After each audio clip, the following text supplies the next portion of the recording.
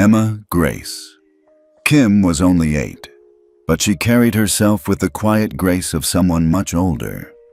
Nestled in her first-class seat, she gently stroked the ear of her stuffed bunny. The air was chilled, not just by altitude, but by the tension that followed her every breath. A sharply dressed businessman scowled. A flight attendant's smile didn't reach her eyes. Then came the words, "You don't belong here." Moments later, the slap. Silence. A decision was made, not by Emma, but by someone watching from the clouds above. And in 5 minutes, the sky itself would answer back. Emma Grace. Kim was only 8, but she carried herself with the quiet poise of someone who had learned early that silence sometimes spoke louder than words. Dressed in a pale blue cardigan and white Mary Janes, she clutched a soft, worn-out stuffed bunny against her chest as she and her grandmother boarded flight USW-019 from New York to San Francisco. The first-class cabin was immaculate, with polished fixtures, cushioned leather seats, and the faint aroma of citrus-scented disinfectant. They took their seats, 1A and 1B. Emma settled beside the window, her wide hazel eyes scanning the horizon through the double-paned glass. Margaret Kim, her grandmother, a composed woman in her late 60s with silver-streaked hair pulled into a tight bun, quietly placed her handbag beneath the seat in front of her. She didn't fuss over Emma. She didn't speak. Her presence was a fortress, solid, silent, and deeply aware. Not everyone in first class welcomed their presence. 2 rows back, a sharply dressed businessman in his 40s adjusted his tie with an irritated grunt. His steel-gray eyes scanned Emma with thinly veiled contempt. He leaned toward a flight attendant passing by, muttering something under his breath that carried just enough for others to hear. "Kids in first class. What's next? Clowns in the cockpit?" The attendant, a blonde woman with rigid posture and a practiced smile, gave a small chuckle. "I'll look into it, sir," she said. Her name tag read Kelly. Kelly approached the pair moments later. "Ma'am," she began, her tone bordering on polite. "I just wanted to confirm. Are you traveling together?" Margaret nodded once without speaking. Her eyes didn't leave the window. Kelly turned her gaze to Emma. "Sweetheart, are you all right in that seat?" Emma gave a faint nod. Her bunny's ear twitched slightly in her grasp. Then the bunny slipped. It tumbled from Emma's arms and landed in the aisle, landing near Kelly's feet. Emma moved to retrieve it, stretching just beyond her seatbelt when Kelly suddenly reached down and, slap, brushed Emma's hand away with the back of her own. The sound wasn't loud, but it was clear. The entire cabin stilled for a moment. The slap was more dismissive than violent, but it stung, not just Emma's small hand, but the air itself. Emma retracted her arm quickly, eyes wide but still dry. "I'll get it," Kelly said curtly, bending down and picking up the bunny. She handed it back with a frozen smile.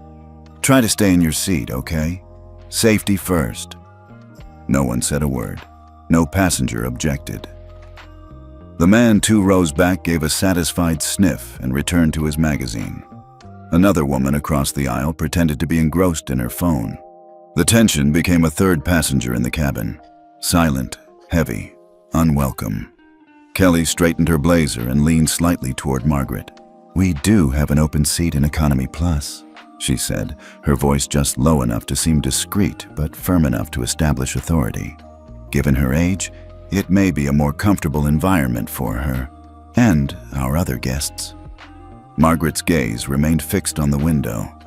She neither nodded nor shook her head. Emma looked at her grandmother. Nothing in Margaret's face changed. There was no protest, no frown, not even a twitch. Just calm, unreadable stillness. A pause. Then Margaret turned her eyes toward Emma, and in that glance, one long, unreadable moment, something passed between them. Emma's small shoulders rose with a breath. She unbuckled her seatbelt and stood up without a word. The bunny dangled in her hand as she followed Kelly down the aisle. Passengers watched, but not directly. Eyes flickered over their devices, their drinks, their hands. No one met Emma's gaze. No one stopped her. As they reached the economy section, Kelly gestured to an empty middle seat near the back. "Right here, sweetie." Emma slid into the seat, cradling her bunny against her chest. The armrest was sticky. The tray table bore faint scratches. The overhead vent blew cold air onto her forehead. She didn't cry. She didn't speak. She didn't look back. A child behind her kicked the seat. Another giggled and whispered to his sibling. Across the aisle, someone coughed. Emma's eyes remained forward. Back in first class, Margaret sat in 1B, untouched, unbothered. A crew member offered her champagne. She declined with a wave. She reached into her handbag, pulled out a small worn leather case, and removed an old flip phone. Not a smartphone, no apps, no camera. Just 12 buttons and a glowing screen. She opened it, dialed one number, put the phone to her ear. Then she spoke, softly and clearly. "The sky has lost her light." The person on the other end didn't ask who it was, didn't ask what happened. He just replied, "Understood.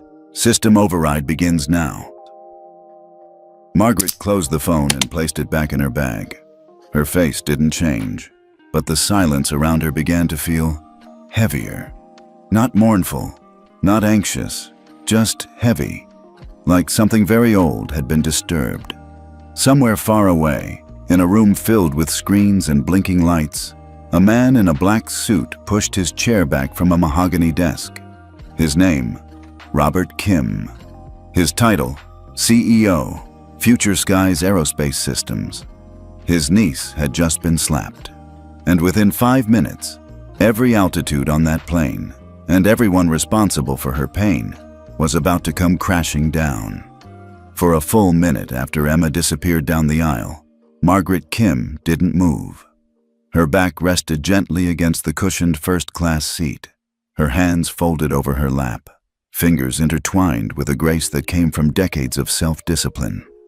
Her eyes remained focused on the frosted airplane window, beyond which clouds drifted silently by like ancient spirits. She hadn't stopped her granddaughter from leaving.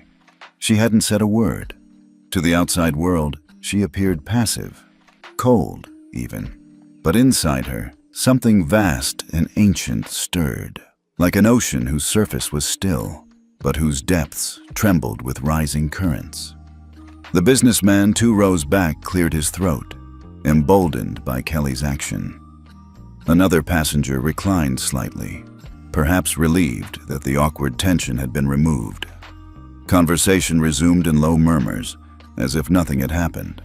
But Margaret knew better. She opened the worn leather bag at her feet and removed an object that looked out of place in this sleek, digital world. A small, polished flip phone. No fingerprint scanner, no facial recognition. Just black buttons with white lettering and a green-lit screen that blinked softly. She opened it with a gentle flick. Her thumb hovered for just a second before she pressed and held the number 1. The call connected without a ring. No dial tone, no static, just silence. Then she said the 6 words, her voice low but unwavering. "The sky has lost her light." The response came almost instantly. "Understood. System override begins now." She closed the phone, not hurriedly, not dramatically, with intention, like a door being shut in a cathedral. She slid it back into her bag and adjusted the sleeves of her blazer. From her left, a flight attendant approached, offering her a warm towel. Margaret took it but didn't use it. She placed it neatly on the armrest, her eyes forward now, not at the window, but through it, into something far beyond the clouds. Far above 35,000 feet, beyond the range of radar or common awareness, a system deep within the architecture of national aviation began to shift. Miles away in Silicon Valley, inside a sealed room layered with encryption sensors and a biometric access floor, a set of systems blinked out of idle mode. Words flashed across one of the central control screens. "Priority code. Sky 7 initiated." In the room stood a man in a dark 3-piece suit. He was tall, calm, with iron gray hair slicked back and eyes that seemed to have seen both war and boardrooms. On the desk before him, a photograph of a little girl launching a paper airplane.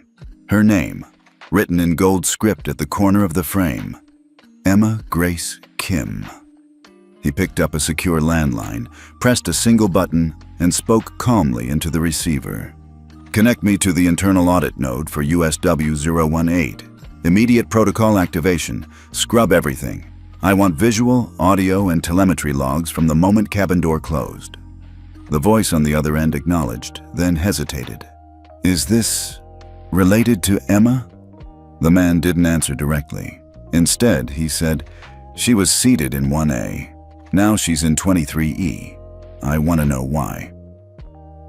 Back on the plane, Margaret sat with her back straight, her posture unchanged. A passenger across the aisle noticed the flip phone briefly but thought little of it. Perhaps she was old-fashioned. Perhaps she couldn't navigate a touchscreen. No one would guess what had just been triggered by those 6 words. The air in the cabin was growing warm again. The awkwardness had passed. Champagne was being poured. Laughter returned in cautious trickles, and yet, for those who paid attention, something about the air had changed. Not its temperature, but its weight. Like the calm before a summer storm. Not threatening, but inevitable. Margaret's face remained unreadable, but her thoughts moved like precision gears. She knew who would receive her message. She knew what would come next. Robert Kim was not a man known for public gestures. He avoided interviews, declined panels. Even within his own company, Future Skies Aerospace Systems, he was an enigma, a presence more than a personality. But to Margaret, he was something else. He was her son, not by blood, but by trust. A child once orphaned by war, taken in by her family, raised with strict moral codes and high expectations. She had taught him silence could be power, that the loudest force in the room wasn't always the one speaking. He had listened well. He had become more than she imagined. CEO of the company that oversaw critical aerospace infrastructure, a strategist of unmatched clarity. But she had also made one thing clear. If the sky ever forgets who it belongs to, you remind it. Inside the flight's cockpit, a message arrived via encrypted satellite ping. Not unusual, but marked with a clearance level reserved only for system directives. Captain Miller read it once, then twice. He turned to his co-pilot, brow furrowed. "That's a system override." "Mid-flight?" "Mid-flight," Miller confirmed. He picked up the intercom, paused, then replaced it. Not yet. The protocol wasn't complete. Behind them, a chain of silent actions was already unfolding. Data being mirrored, security keys deployed, crew logs being reviewed in real time. In the back of the plane, Emma sat with her bunny nestled in her lap. Her feet didn't touch the floor. She stared ahead, calm, unmoved, but very much aware. She was not afraid. She had seen that look in her grandmother's eyes before, on days when reporters chased them after board meetings, or when angry shareholders raised their voices. Margaret never flinched. Emma didn't know what her grandmother had done, but she knew something had changed, not with noise, but with intent. Margaret took a sip of water and closed her eyes briefly. Just a moment's rest. She wasn't angry, she wasn't bitter, but there were lines you did not cross. Not against children, not in the sky. The plane flew steady above the Midwest, but inside it, systems were realigning. A grandmother had made a call, and the world, without knowing it, had begun to shift. Emma Grace Kim sat quietly in 23E, her legs dangling just above the floor, Bunny resting still in her lap. Around her, economy class buzzed with the background noise of shuffled feet, intermittent coughing, and overhead compartments being slammed shut. The cabin lights were dimmed to a soft amber hue, yet the energy in this part of the aircraft was chaotic compared to the serene coldness of first class. The girl next to her, no older than 6, whispered something to her brother, then giggled. Emma didn't react. 2 rows behind, A boy kicked the back of her seat in rhythm with the music leaking from his headphones. Still, no flinch. She just stared forward, hands wrapped gently around her bunny's ears. "You got kicked out?" the girl beside her finally asked, not unkindly, just curious. Emma glanced at her, then gave a small shake of the head, neither denying nor confirming. The girl blinked, then went back to her coloring book. Meanwhile, back in first class, the mood had noticeably lifted. Kelly moved through the aisle with a renewed spring in her step. The businessman who had complained earlier raised his glass of whiskey as she passed by. "That was well handled," he said, his voice low but admiring. Kelly flashed a professional smile. "We aim to ensure comfort for all our guests, sir." Another passenger leaned forward, a woman with pearl earrings and a fur-lined travel coat. "I've never seen anyone do that before," she said with a laugh. "You actually took initiative." Kelly nodded humbly. "It's important we maintain a certain standard up here." Internally, her heart was racing. She wasn't used to this much attention, let alone praise. For most of her career, she'd been told to blend in, to be efficient but invisible. But now they were noticing. She could feel it in the way the passengers looked at her, with approval, with acknowledgement. It was intoxicating. Then came the ping. Her handheld crew device vibrated, a message from flight operations. She tapped to open it and read the text. "Kelly Simmons, Provisional Senior Cabin Crew Lead, effective immediately. Full confirmation pending post-flight debrief. See lead for update." Her eyes widened. A promotion? She blinked, reread it. A wave of disbelief washed over her, quickly replaced by pride. Finally, she looked up, straightened her blazer, and tucked a loose strand of hair behind her ear. Maybe it had been the right call after all. Maybe this was what it felt like to rise. But not everyone was smiling. 2 rows up, another flight attendant, a woman named Jasmine, stood stiffly near the galley, her lips pressed into a thin line. She had been with the airline for almost a decade. She had seen how things worked, how some climbed ladders with charm, while others were expected to remain grounded, doing their jobs without fuss. Jasmine had noticed Margaret Kim the moment she boarded. At first, it was just a feeling, an aura of calm and power, like she belonged in a boardroom more than a cabin. And the phone? That odd, old flip phone? Who even carried those anymore? But when Jasmine replayed the image of Margaret's face, her stillness, her composure, something clicked. Somewhere in her training folder, or maybe in the quarterly security briefing slides, Jasmine remembered seeing a face like that. Not just any face, a woman on the FAA's advisory board. Jasmine's brow furrowed. Her mind raced back to the day she had skimmed the bios of top federal aviation officials, brushing over faces that looked far removed from her world. But Margaret's? Yes, that calm stare, that silence. She remembered. She stepped quietly into the galley, flipping through the internal tablet. No photo files, of course. Nothing that would confirm what she was thinking. But her gut didn't let go. Kelly walked into the galley with the confidence of someone whose shoes suddenly fit just right. "You see this?" Kelly held up her device. "Interim laid. Think they're finally noticing the effort." Jasmine gave a neutral nod. "Yeah, congrats." Kelly leaned back against the storage unit. "Guess all it takes is handling a situation the right way." Jasmine hesitated. "You mean the girl?" Kelly's smile flickered. "Come on, she was out of place. We've got standards up here. Her ticket was valid." Kelly shrugged. "Sure, but we both know that wasn't first-class behavior." Jasmine's tone sharpened just slightly. "She's 8. Kelly laughed. "Exactly." Jasmine didn't respond. Instead, she turned away and began checking the snack inventory. Her hands moved automatically, but her mind was somewhere else entirely. Back in seat 1B, Margaret remained still. The passengers around her were engaged again in their devices, conversations, or reclined naps.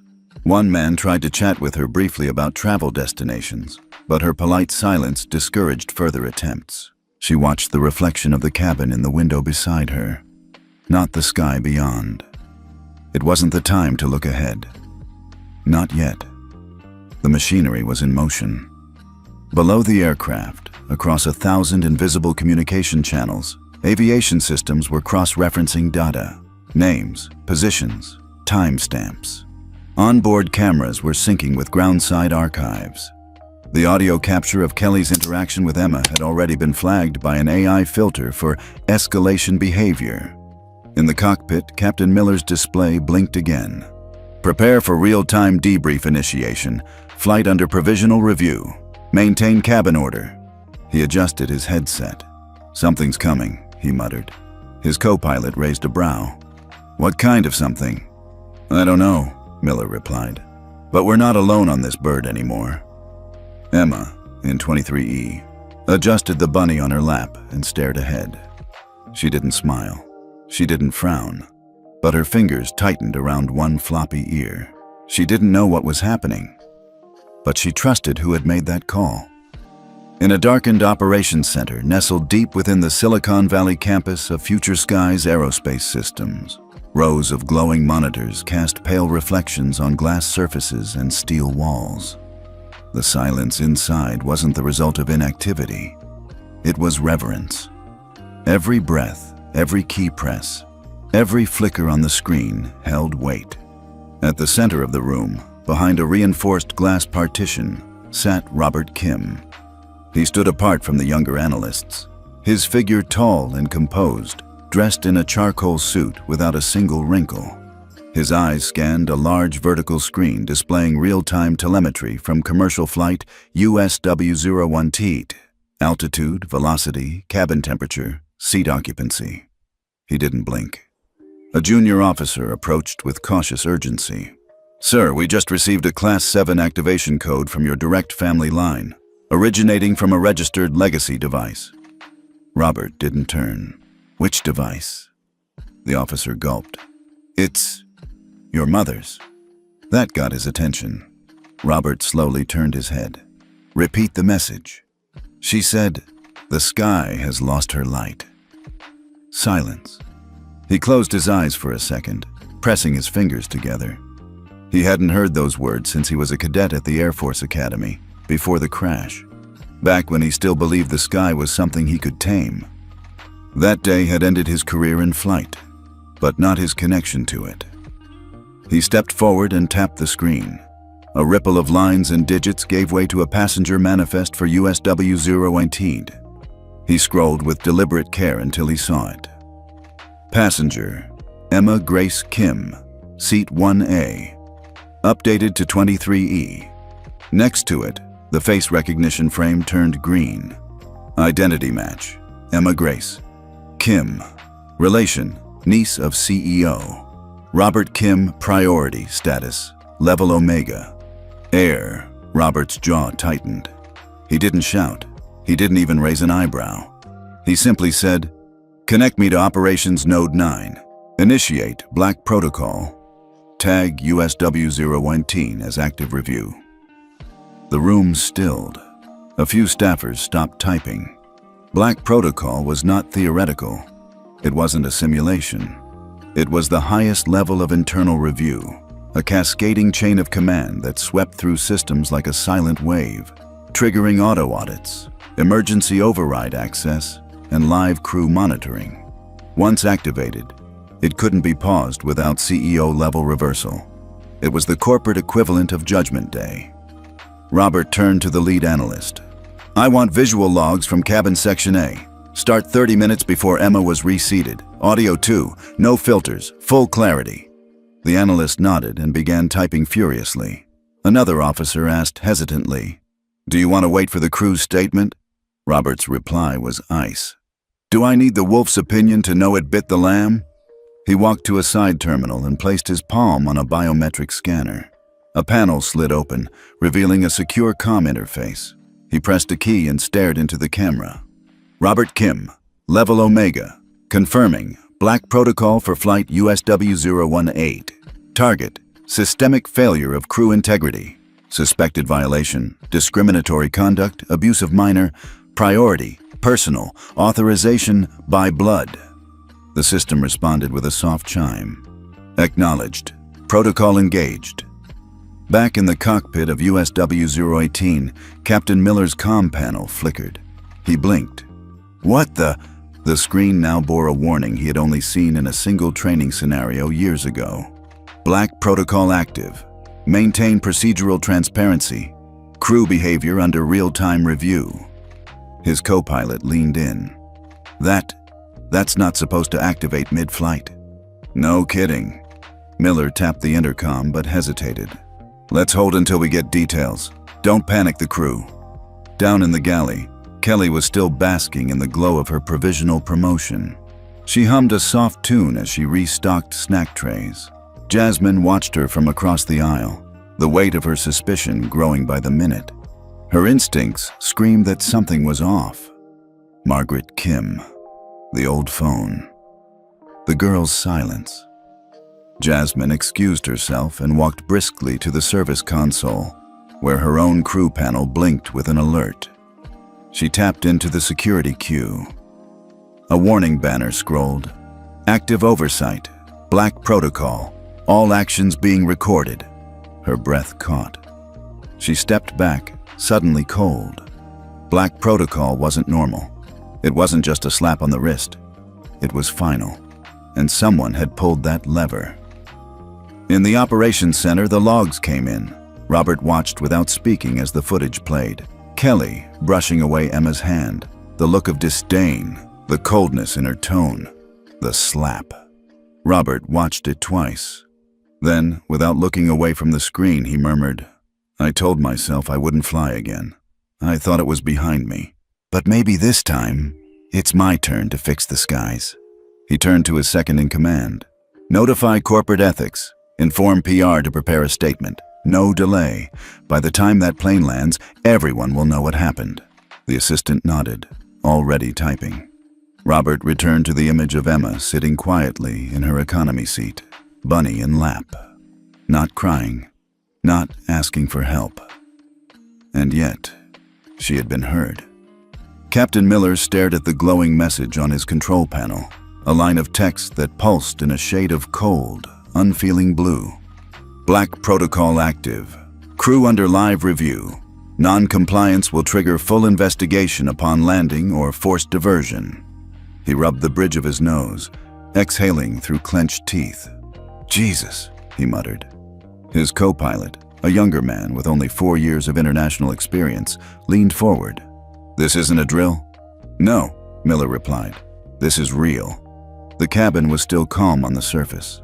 First-class passengers sipped their drinks, legs crossed, unaware that somewhere above them, their jet was now the subject of one of the most invasive internal investigations possible in commercial aviation. No warning, no appeal, no delays. Miller tapped into the encrypted crew comms and keyed in a command. "Command," he said, voice low but firm. "Confirm consequences of non-compliance." A synthetic voice replied within seconds. "If flagged crew fails to comply with protocol visibility standards or attempts interference, flight will be automatically diverted to nearest federal jurisdiction. FBI and FAA will initiate formal response on ground. Media release protocol will follow." Miller's fingers hovered over the mic. "God damn it." He looked to his co-pilot. "This is big. Someone upstairs isn't just mad. They want someone to burn." Down in the main cabin, the air had begun to shift in ways most passengers couldn't quite name. A sort of stillness, like static before lightning. Flight attendant Jasmine stood rigid near the rear galley, eyes darting between passengers and the crew interface in her hand. She could feel it in her gut. Something seismic had moved. The warning banner on her screen hadn't vanished. Black protocol active. She thought about Margaret Kim, thought about the way that flip phone had snapped shut, thought about Emma's silence. Then her eyes moved to Kelly, who was rearranging small plastic bottles of mineral water like a contestant on a cooking show. Oblivious, smiling. Kelly's comm unit vibrated once. She ignored it, brushing a crumb from her uniform collar. Jasmine walked over. "Hey," she said under her breath. "Check your screen." Kelly frowned. What? Just check. Rolling her eyes, Kelly pulled out her device and tapped the screen. Her smirk faltered. Her face shifted. Confusion, then disbelief, then amusement. What the hell is this? A prank? It's not, Jasmine said. You need to look again. Kelly scanned the warning a second time. Subject to Black Protocol oversight. Cabin behavior under direct surveillance. Incident logs active. Crew behavior flagged. This can't be right, Kelly muttered. This is, what, some test? Someone upstairs showing off? Jasmine didn't answer. Kelly's laughter came out shaky. I mean, come on. I followed protocol. I did what was best for the cabin. That kid didn't belong. Stop, Jasmine interrupted, quiet but stern. Kelly's mouth stayed open, caught mid-defense. Jasmine took a half-step closer. This isn't a game. This is real. I saw her flip that phone. I saw the look on her face. Do you know who Margaret Kim is? Should I? Jasmine didn't answer. Instead, she tapped open her manual app and typed quickly. Within seconds, an archived image of a conference room appeared. Seated at a table lined with officials from the FAA and multiple national aerospace councils was a familiar face. Margaret Kim. Stoic. Regal. Unmistakable. Kelly's knees nearly gave. No, she breathed. No freaking way. Way, Jasmine said grimly. That girl isn't just some kid. And you didn't just reseat her. You humiliated her. And now you're flagged. Kelly leaned against the galley wall, face drained. So, what happens now? Jasmine shook her head. I don't know, but if the captain got that protocol, he's probably about to... Her words cut off as the intercom pinged. Captain Miller's voice, calm but resolute, filled the cabin. Ladies and gentlemen, this is your captain speaking. We've been asked to initiate standard procedural checks across all cabins. Crew members, please ensure that all movement and communications are logged as instructed. Additional updates will be provided shortly. That was it. No alarms, no accusations. Just a subtle shift. But to those who understood, it was the moment the ground tilted. In first class, Margaret didn't move. She sipped a fresh glass of water and stared forward. Around her, passengers looked mildly puzzled but unconcerned. No one suspected that the woman in seat 1B had set into motion a chain of events that now held an entire jetliner in suspension. In the cockpit, Miller initiated the second phase of Black Protocol. Cabin crew logs were now being transmitted in real time. Every whisper, every gesture, every footstep was stored, analyzed, and time-stamped. Kelly stood motionless in the galley, staring at her hands. The provisional promotion still blinked on her crew device, but now it looked like a ghost. She realized, with stomach-churning clarity, that her words, her slap, her smugness, all of it had been recorded. I didn't mean to hurt her, she whispered, as if saying it aloud would undo what had been done. Jasmine didn't answer. She was already walking away, heading toward the rear to check on passengers. In seat 23E, Emma adjusted the seatbelt across her lap and gently stroked the worn ear of her bunny. Her eyes stayed fixed ahead, but inside, something had settled. Not joy, not revenge, but readiness. She didn't know the term Black Protocol, but she knew the silence meant something was coming. She could feel it in the way people moved, in the way her grandmother didn't look back, in the way the plane had become very, very quiet. Kelly stood frozen in the rear galley, the corners of her smile long since faded. Her crew device remained clutched in her hand, its screen still glowing with a haunting notification. Black Protocol, flagged crew, subject to immediate review. The air felt thicker now.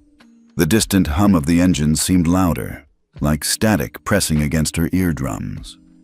Her thoughts raced. She kept replaying the scene in her mind. The girl, the bunny, the slap. A voice broke through the noise. Kelly, please report to the forward service compartment, now.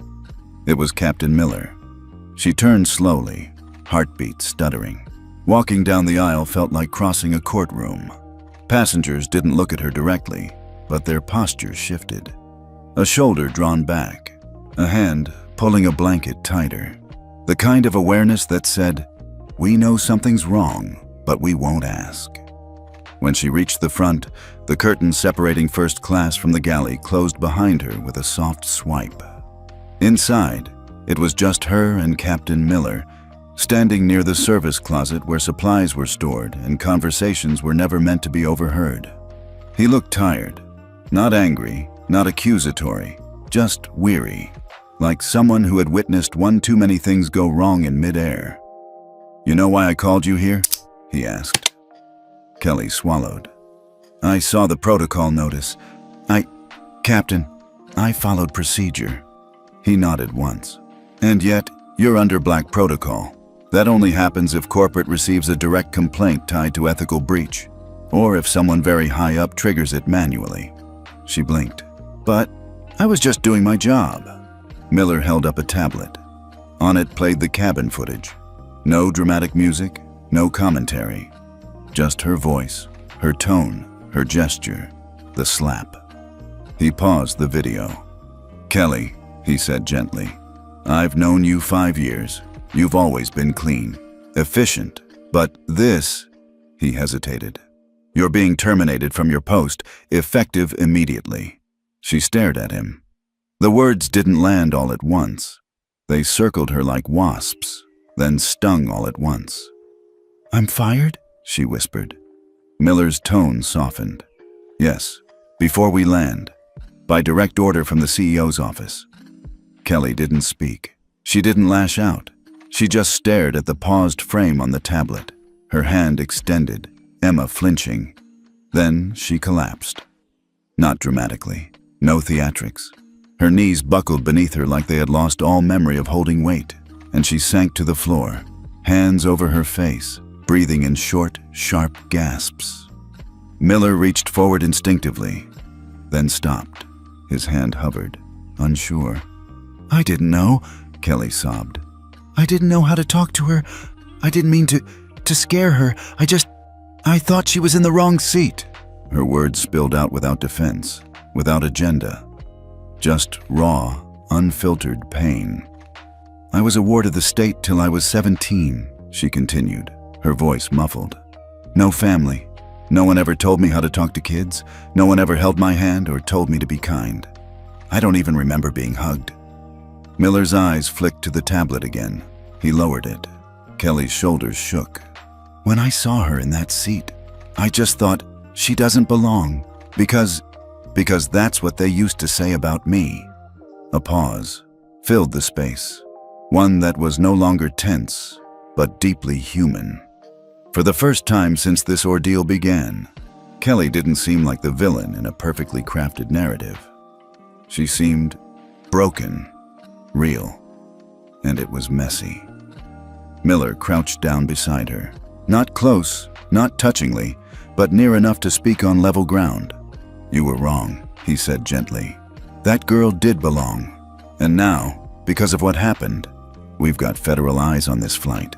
The media's going to know, the public. It's bigger than just us." Kelly nodded slowly. Tears streaked down her cheeks.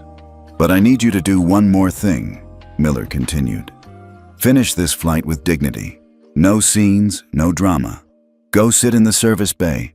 I'll assign someone else to your section. When we land, the ground team will debrief you." She looked up, eyes red. "Am I allowed to say goodbye to the crew?" Miller hesitated, then shook his head. "Better not. It'll make things harder, for you and for them." Kelly wiped her face with the back of her sleeve. She rose shakily to her feet. Her shoulders slouched, her badge slightly askew. She gave a quiet nod and turned toward the curtain without another word. When she slipped through it, Jasmine was there, waiting. Their eyes met. No hatred, no judgment, just silence. Jasmine stepped aside to let her pass. As Kelly walked to the forward service bay and sat on the cold, fold-down seat, she looked around at the space where she'd once felt important. Now it felt like a hollow echo chamber, a spotlight that had turned cold. For the first time, she understood the cost of not knowing what you didn't know. Back in seat 23E, Emma didn't know that the woman who had sent her away had just been dismissed. She didn't know Kelly's past or her confession. She just held her bunny close and stared ahead, her eyes fixed on nothing. In first class, Margaret Kim finally closed her eyes. The first half of justice was done. The rest would come soon enough. The seatbelt sign had been turned off for over an hour, but no one moved. A hush had fallen over flight USW-018. Even the most talkative passengers now kept their voices low, aware something was building, something unsaid, heavy, and pressing against the edges of every row. Captain Miller adjusted his headset in the cockpit. He had waited long enough. Every directive had been received, every protocol verified, every second of audio and video logged. There would be no more delays. He leaned forward, toggled the intercom, and spoke. "Ladies and gentlemen, this is your captain." His voice came through the cabin speakers, firm, calm, and unusually measured. "We would like to inform you that an internal review has been initiated by our airline's executive command. It concerns conduct that occurred earlier in this flight." A murmur passed through the cabin like wind through tall grass. In accordance with Federal Aviation Ethics protocols, all involved crew members responsible for first-class service have been relieved of their duties, effective immediately. Gasps, audible now. The shift from silent suspicion to audible reaction was almost physical. Shoulders straightened, heads turned, whispers collided. "We deeply regret any discomfort caused by inappropriate behavior, particularly toward a young passenger. The company has acted swiftly and decisively to ensure accountability. Further details will be shared upon landing as appropriate." He paused, just for a breath. "Thank you for your understanding." The intercom clicked off, and for a heartbeat, the plane was silent again. Then the whispers returned, sharper this time, urgent. What did he say? Someone got fired? Wait, who? In the center rows of economy, a middle-aged woman clutched her purse to her chest. He said it was about a child? A younger man 2 seats down leaned in. Had to be that little girl they moved earlier. I saw it. Blonde attendant told her to get out of first. Across the aisle, a teenage boy whispered to his sister, "I think it was the lady with the bunny." Gradually, eyes began turning toward Emma. Row 23E. The little girl didn't shrink from the attention. She didn't look up either.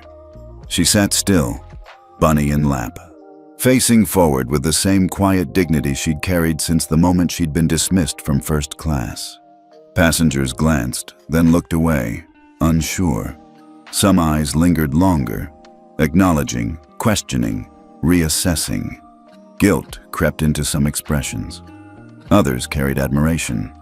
A few simply stared. Back in the galley, Jasmine stood just behind the curtain separating her from first class. She exhaled slowly. She had listened to every word of the announcement. She knew what it meant. The order hadn't come out of nowhere. Someone had triggered it, and that someone had been her. She'd tapped her crew interface an hour earlier, when Kelly was still basking in her brief moment of glory. When the passenger manifest matched the name in her memory. When the old flip phone had sent off alarms in her gut. She had opened the secure report link buried at the bottom of the internal portal and quietly submitted an alert. The report required one word: escalation. She hadn't even needed to write a justification, because the system had already started listening. Now, Kelly was gone, and the announcement had been made. Justice, in its quiet, corporate way, had spoken. Jasmine stepped through the curtain, returning to her duties. Her steps were slow but deliberate, her presence now carrying a different weight. She no longer moved like a background figure. People noticed. Several passengers looked at her as she passed, some with nods of acknowledgement they hadn't given her before. A woman smiled faintly. A man raised a hand in subtle gratitude. She didn't respond. She didn't need to. Justice had never been about applause. Up front, Margaret Kim remained still in seat 1B. She had heard the announcement. She had seen the ripple spread through the plane. She had felt the shift, but she didn't smile. Her hands remained folded in her lap, her gaze fixed forward, steady as ever. From her seat in economy, Emma finally turned her head, just slightly, just enough, to meet her grandmother's eyes across the cabin. Margaret didn't nod. Emma didn't wave. But something passed between them, something unspoken, pure, and whole. In the cockpit, Captain Miller sat back, exhaling deeply. He had flown through thunderstorms, bird strikes, and emergency fuel dumps. But nothing had ever felt quite like this. A justice delivered not with sirens, but with silence. Not with courtroom drama, but with a single phrase: "The child has been heard." He reached for his coffee, now lukewarm, and took a sip. It tasted better than it had all flight. A few rows back, a man who had once murmured, "Kids don't belong in first class," now sat quietly, adjusting his cuffs, looking straight ahead. He didn't speak for the rest of the flight. Emma leaned her head against the window. Outside, the sky was starting to darken, shadows of dusk playing across the clouds. But inside her, something had brightened. She hadn't said a word. She hadn't shouted, cried, or begged. But the system had listened, and the sky had answered back. The lights in the cabin had dimmed further, casting a warm amber hue over the passengers of USW 0118. Dinner trays had been cleared, seatbacks reclined. Outside the windows, the final stretch of twilight faded into the ink-blue edge of night. The aircraft soared quietly, the engines a low, consistent hum. In row 23, Emma Grace Kim sat unchanged. Her bunny still rested neatly in her lap, ears slightly askew from hours of her gentle touch. Her feet, too short to reach the floor, swung slowly in the space beneath her seat. She hadn't spoken since boarding, hadn't asked for water, hadn't looked around, even when the captain's announcement sent waves of curiosity rippling through the plane.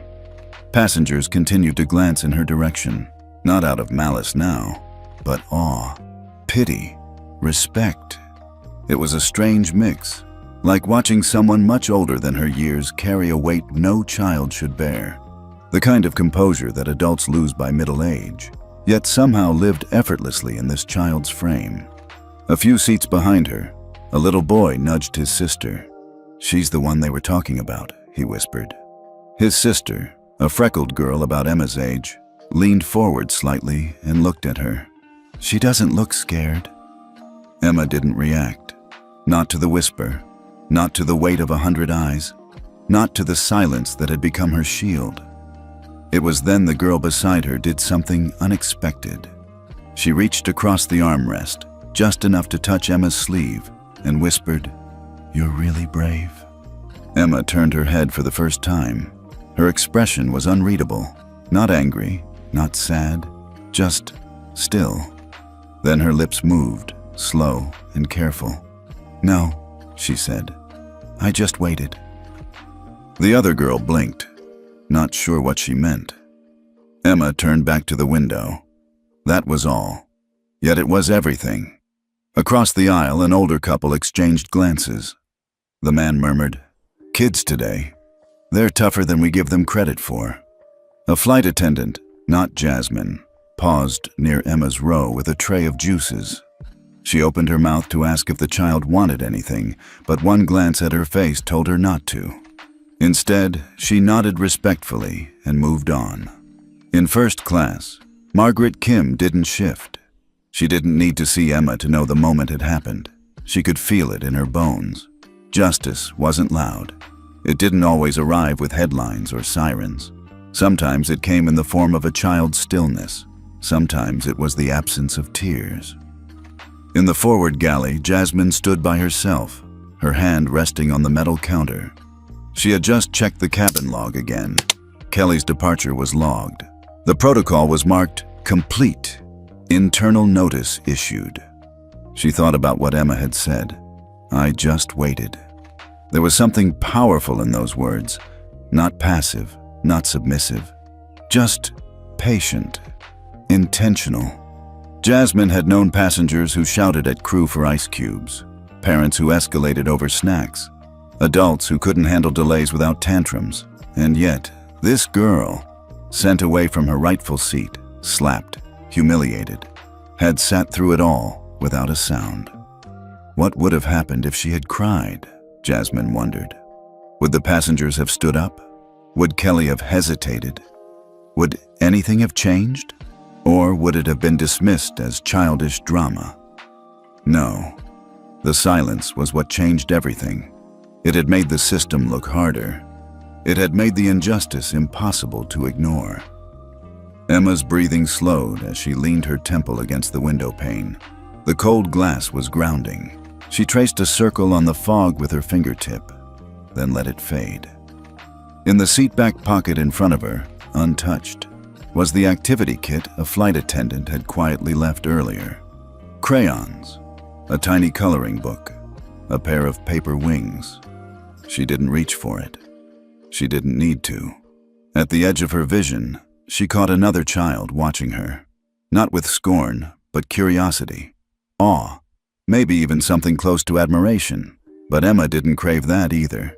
She wasn't trying to be anything. She just was, and that was enough. In the cockpit, Captain Miller reviewed the final message from HQ. The protocol was now in passive mode. His duties remained the same until landing, but the message was clear. This event will change future training standards, public release pending. He exhaled and sat back. It wasn't his job to decide right and wrong, but it was his responsibility to fly this plane through storms, turbulence, and now, systemic failure. Tonight, it felt like maybe, just maybe, they'd passed through one storm and into clearer skies. Back in the cabin, a teenage girl 3 rows ahead pulled out her phone and began typing a note. Not a text to post, not a story to share, just a message to herself. There was a little girl on my flight today. They tried to make her disappear, but she didn't cry. She didn't scream. She didn't need to. And now, I'll never forget her. Emma closed her eyes, her bunny, worn and soft, tucked safely beneath her chin. She didn't dream of revenge. She didn't need applause. But in the silence, something inside her began to settle, not fully healed, but anchored. She didn't cry. She didn't smile.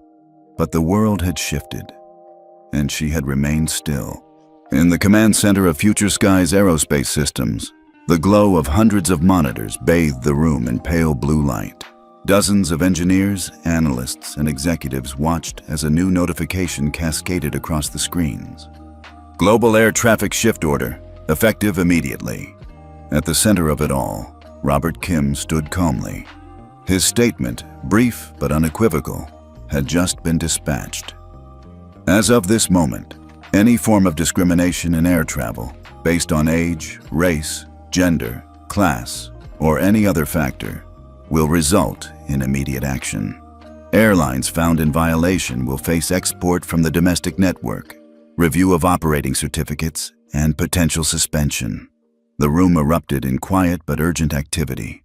Emails were typed. Secure lines hummed. Every airline operations desk in the U.S. was forced to acknowledge receipt. For the first time, the term Future Skies was not just a corporate name. It was a regulatory force, pulling the levers of national aviation policy. Not a commercial entity, but a systemic overseer. In the hush that followed, Robert turned to his team. They don't understand yet. We need to let them watch themselves soar or fall. Back on USW 018, the screens in the cockpit flashed an unusual notice to Captain Miller. Global Discrimination Directive received. Airlines globally required to review crew protocols. His co-pilot stared.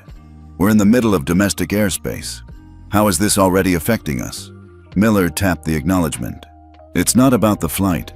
It's about what happened a few hours ago. He exhaled. We just became history. Across the cabin, flight attendants monitored crew devices. Alerts flooded them. Training on bias now mandatory. Real-time surveillance intensified. Flagged incidents subject to auto-investigation. Passengers scrolling through social media saw breaking headlines. National airline policies overhauled after Flight 0118 incident. CEO Robert Kim declares war on airborne discrimination. They read about an 8-year-old girl, a slap, and a grandmother's phone call that changed everything. In row 23E, Emma Grace Kim held her bunny tighter. She didn't understand policy shifts, but she felt the pride, a warmth that spread from her chest as murmurs around her spoke of her. Nearby, the teenager who had typed in her phone earlier showed a group of strangers the notification. "This is because of her," she whispered. Heads nodded, some eyes welling up with gratitude and hope. The flight reached cruising altitude again after an unexpected dip. Outside, the sky was clear and vast, a perfect canvas for a new narrative. In the forward cabin, Jasmine walked slowly, offering extra water, checking seatbelts, remaining calm. She carried a sense of purpose now, an extension of justice in motion. A passenger approached her, saying softly, "Thank you for doing the right thing." Jasmine paused, then nodded. "I just listened." On the ground, reports came from every major airline's operation centers. Emails read, "Acknowledged. Reviewing current crew training. Bias protocol under revision. Fleet-wide audit scheduled within 48 hours. The ripple extended beyond USW 018. Air carriers collectively reshaped onboarding processes, joined consortiums to study discrimination in service, and initiated dialogues with civil rights groups. Robert watched the network of acknowledgments grow on his screen, each a nod to the change he had orchestrated. He allowed himself a rare, small smile. Then he called his mother. Margaret answered, voice calm and direct. "It's done." He nodded, though she couldn't see him. "She changed it all." Margaret was quiet for a long beat. Then she said simply, "She just waited." Robert let the words settle. On the flight deck, Captain Miller looked at his co-pilots. "We'll land soon," he added, almost to himself. "And hopefully, they'll still treat people right after we get off." His partner smiled. "Yeah, I've already got halfway through the memo they sent." He pointed at a screen. "Mandatory bias training, Module 1, respect in service." Miller leaned back. "A reminder for us all." Back in the cabin, passengers began to stir, some reading emails, others exchanging quiet words. The energy was lighter, warmer.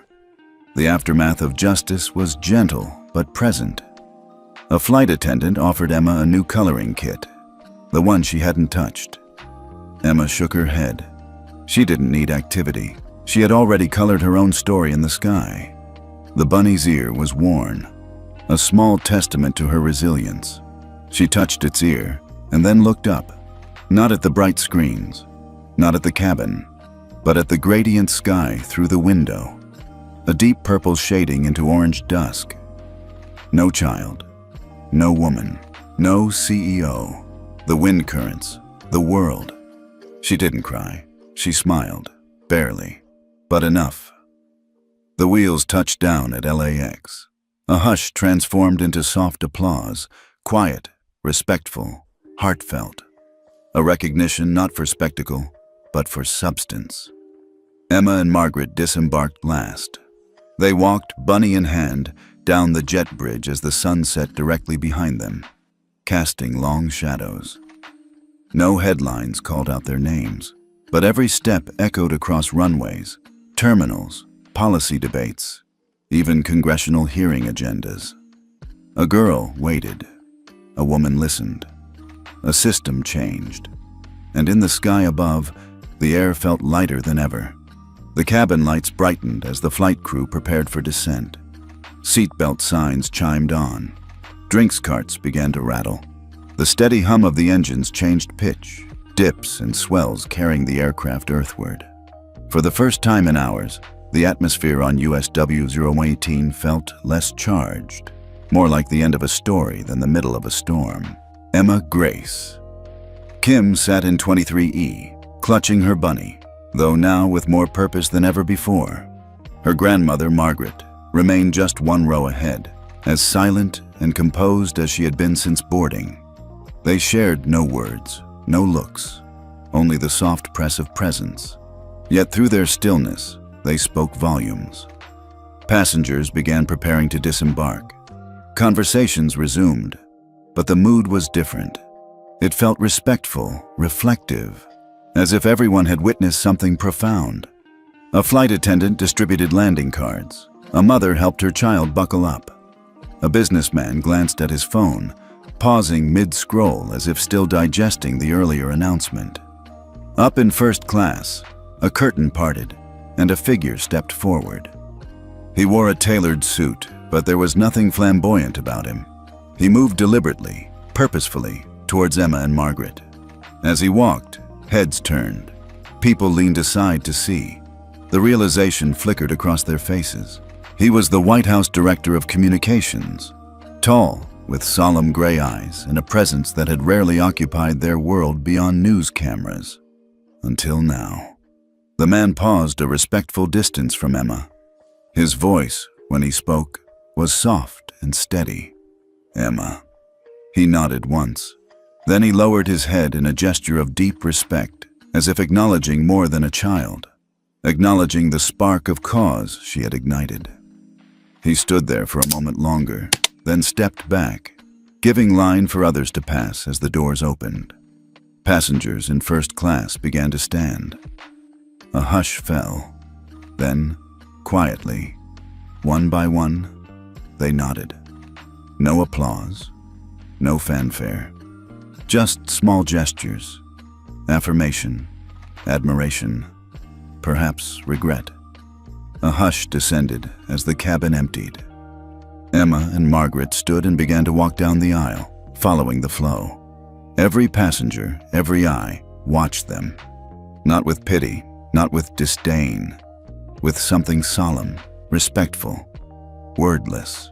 As they passed the board members, journalists, and even the tired flight attendants, Emma's bunny brushed against the hands of an attendant who gave it a gentle, lingering pat. Emma didn't say thank you, but neither did she cast the bunny aside. She accepted the gesture in silence. The Director of Communications remained behind them, the last one in the cabin to follow. He paused at the threshold, looked back once at Emma, then at the curtain leading to the flight deck. He pressed a silent button on his phone. A recording later would reveal the words, "That child taught us respect." Outside in the jet bridge, cameras flashed, some official, some personal. But Emma and Margaret stepped onto the ground as if through a veil, calm, unwavering, unannounced. They did not raise their heads, did not smile. But something about them changed the light around them. In the crowd beyond the glass, journalists recorded the moment for national broadcast. Flight attendants removed midair. Federal policy shift imminent. Girl whose silence changed the sky emerges from flight. They spoke of her as though she were a myth come to life, a quiet force, a still storm that moved nations. The director joined them afterward, offering a prepared statement to waiting reporters. "We witnessed tonight the courage of a child," he said. "And in that courage, our nation remembered its better angels." Margaret stood behind him, listening, not speaking. Emma's hair was tucked behind her ear, her eyes steady in the flashing lights. Her bunny was visible to cameras, a symbol of resilience, innocence, and quiet revolution. In the aftermath, national polling showed a near-unanimous surge in public support for the new aviation directive. Social media overflowed with hashtags. Sky Justice, #She Just Waited. Opinion editors wrote of the power of silence. Political commentators praised the federal response. Civil rights groups called it a landmark moment. And at every mention of Emma's name, her story got shorter. No more than 6 words. 8-year-old girl slapped in first class. But everyone understood the rest. Later that evening, in a private Oval Office briefing, the President of the United States eyed the Director of Communications. "The visuals?" he asked. He received a nod. A photograph of Emma walking down the jet bridge with her grandmother, bunny in hand, had been placed on a large screen behind the president. "Let's issue a national address," the president said. "This isn't about airlines. This is about every American seeing civility as non-negotiable." Meanwhile, Emma and Margaret walked through the terminal in silence, heading toward the exit. Each footstep echoed across tile floors that had never felt more sacred. They emerged outside where the sun was already dipping again. A warm breeze rustled overhead banners welcoming arriving passengers. They paused. Without a word, Emma looked at Margaret. Margaret nodded, just once, the smallest gesture. Then they walked on. The director of communications exited the plane last. He stopped at the threshold, looked back, and uttered under his breath, "Thank you." He turned and merged into the waiting press pool, but the change had already begun. The shift didn't start with a speech. It started with a girl, blonde hair, bunny in hand, silence in her eyes. A girl who stayed still, but moved the world. Emma Grace Kim sat in the airport's quiet waiting lounge, her bunny pressed gently against her lap. The weight of recent events seemed to settle on her petite shoulders, though her posture remained upright, resilient, composed. They had stepped off the plane, navigated flashing cameras, and elicited sweeping policy changes. But the measure of her journey, she now realized, lay not in headlines or national shifts. It lay in understanding what she truly wanted. She looked up at Margaret, her eyes soft under the terminal lights. "I don't want them to say they're sorry," Emma began, voice low and steady. "I just want to be in the place I was always meant to sit." Margaret's gaze held hers for a long moment. Then she nodded, one deliberate, somber motion. "Then make sure no one else has to move," she replied softly. Emma absorbed those words. They weren't a victory lap. They were a checkpoint. She wasn't seeking apology. She was seeking permanence. For herself and for every child who might one day hear, "You don't belong here." That night, Emma and Margaret returned home to a modest suburban house that had been their sanctuary since long before the flight. Nothing in the living room hinted at the events that had unfolded that day. No cameras, no gifts, just the quiet hum of an evening lamp and the soft ticking of a mantel clock. Margaret brewed herbal tea in the kitchen. Out front, cicadas buzzed. The distant sound of tires on pavement rolled past. Once they were seated at the kitchen table, Emma finally tucked her bunny into her backpack. A promise, she said, that it would travel nowhere alone. Suddenly, Margaret's phone buzzed. She checked the message, then sighed. "That's from Robert," she said, setting the mug down carefully. "He's forwarded confirmation." Emma leaned forward, uncertainty warring with hope. "There's a letter," Margaret continued, hesitating only slightly. "From Future Skies. They want to appoint you, well, officially, honorary ethics advisor for the new Air Travel Standards Board." Emma blinked. Her heart raced, not from surprise, but from something deeper, weightier. She had never imagined stepping into public life. She had only wanted a seat. Margaret placed the letter in front of her. Embossed seal. Government. Emma slowly read the words. She didn't smile. She didn't giggle. She just absorbed it. All of it. Margaret reached across the table and patted her hand. "You have power now," she said gently. "But power isn't about making noise. It's about making change." Emma nodded, her small face steady. I want to make sure kids always have the right seat," she whispered. Margaret's eyes glistened, not with tears, but with recognition. "You will," she said. Over the next days, news outlets followed the unfolding story.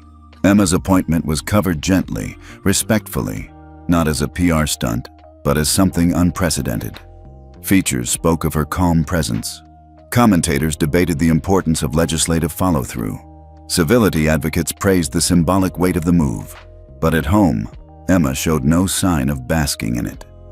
She finished her homework that night, math, English, and a page of drawings. One sketch showed an airplane, cabin lit warmly from within, a lone 1A seat glowing. Underneath, she wrote, "No one should ever have to wait." Margaret watched from the kitchen doorway, her heart steady. There was no spectacle, no fanfare, just intent. A week later, Emma received her first briefing packet. Flyers, policy summaries, meeting notes. Topics ranged from bias training to age minimum services to decorum protocols. It was heavy reading, far beyond what most second graders took home. Yet Emma approached it cautiously, thoughtfully. Margaret found her tutoring at the kitchen table, explaining terms like ethics, discrimination, and compliance. Emma listened, asked questions, and wrote notes in tidy punctuation. That evening, they reviewed her first formal statement, a single paragraph. As someone who was moved from a seat I deserved, I believe every traveler should be treated with respect. My hope is that no child ever feels unseen in the sky. Margaret read it aloud. Emma nodded. It's good, she said. But can we change my hope to our hope? Margaret smiled broadly. Absolutely. They made the edit. Soon the first memo was circulated within Future Skies and every airline in the consortium. Under the header, "Words from Honorary Advisor Emma Grace Kim," the statement appeared. It ended with her signature, a careful scrawl beneath the date. At school the next day, Emma's classmates asked for the details. She didn't dodge the questions, but neither did she boast. She simply explained, "I sat where I belonged, and I want everyone else to get to sit there too." They nodded. That evening, the two of them walked through their neighborhood under a soft spring sky. Fireflies blinked near porches. Margaret held Emma's hand. "Sound victory?" she asked. Emma stopped and looked up at her. "It's not a victory," she said quietly. "It's a promise." Margaret squeezed her hand. They walked on in silence. Back in Washington, the board convened for the first time via video conference. Emma appeared on the screen from corner of the executive conference room, her bunny propped gently beside her. Seated in polished wood and glass, leaders of airline alliances, federal regulators, and ethics officers listened as Emma spoke. "I don't want thanks. I want fairness. I don't want to sit in first class for me. I just want to sit there for my country." She paused. The room was silent. Then, quietly, one official applauded. Another followed. It wasn't loud, but it was real. And for Emma Grace Kim, the girl who had never cried, it was just enough. That night, after the meeting, Margaret tucked Emma into bed. The bunny lay beside her, now perched with dignity on the pillow. Emma closed her eyes. Before sleep claimed her, she whispered, "I just waited." Margaret kissed her forehead, soft and precise. "I know," she whispered back. Outside, the night air was still. Inside, a promise had been made. The world was listening, and she had only just begun. The office was quiet, not the hushed silence of anticipation, nor the bustling pause before applause. It was the kind of silence that blanketed spaces born for reflection, high ceilings, sun-filtered glass, and the quiet hum of legacy being shaped behind closed doors. Emma Grace Kim stood alone by the floor-to-ceiling window of the Future Skies Ethics Council's top-floor office. The building was a sleek giant of glass and steel, overlooking a skyline bathed in soft amber light. Far below, traffic moved like veins of light. Planes, mere specks in the distant blue, sliced through clouds. She watched one streak across the horizon. She didn't blink. Behind her sat a neatly organized desk, a few printed memos, a child-sized ergonomic chair, a glass plaque that read, "Emma Grace Kim, Honorary Ethics Advisor," in simple font.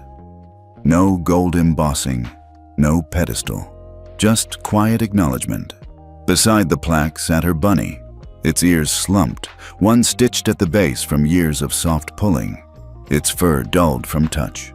But today, in the golden light of late afternoon, it gleamed faintly, its fabric catching the sun, casting a soft reflection on the polished desk.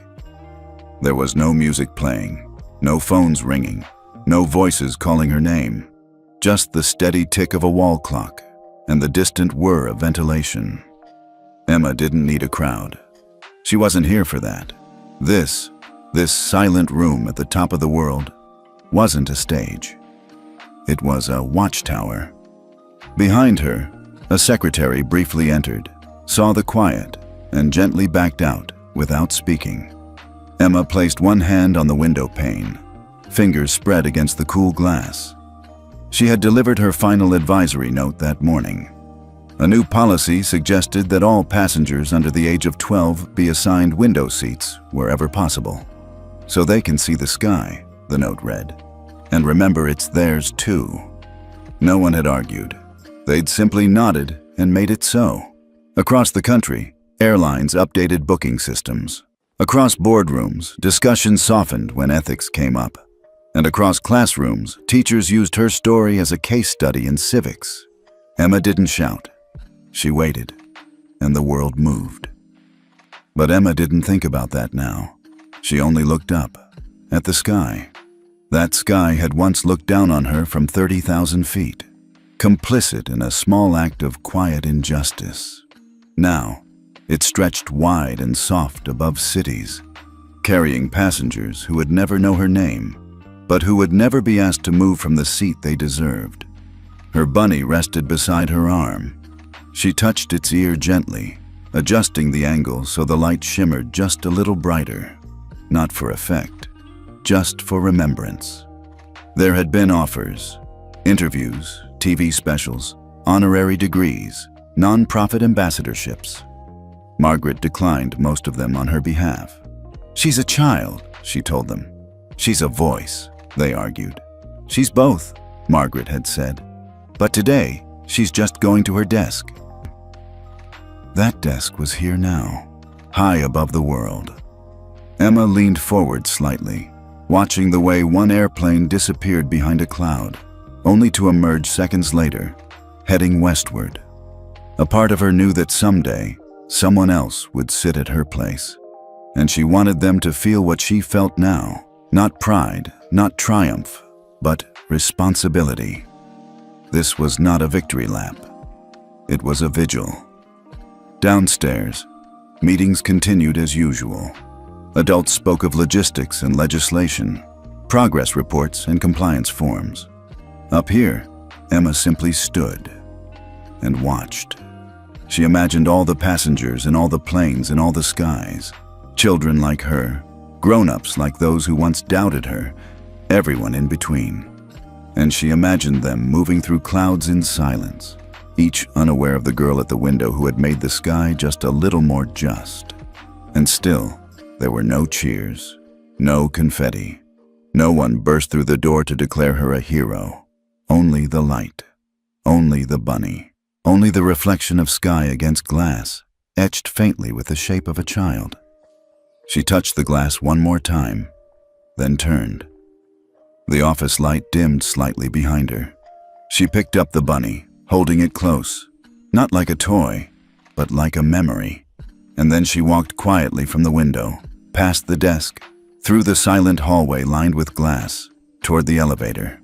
Her footsteps echoed once, then faded. No announcement, no entourage. Just a door closing softly behind her. Outside, the sky remained. Open, vast, and now, quietly, forever hers.